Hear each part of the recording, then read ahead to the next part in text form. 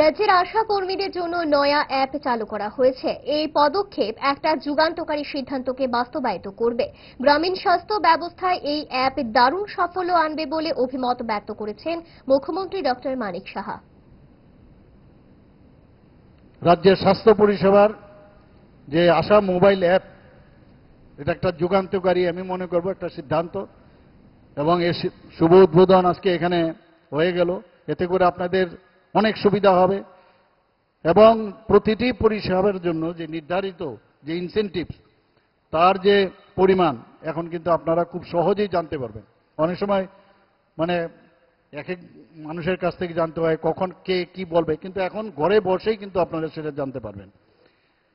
এবং আমি নিশ্চিত যে এই যে ব্যবস্থাটা হয়েছে তাতে করে আপনাদের অনেক সুবিধা হবে।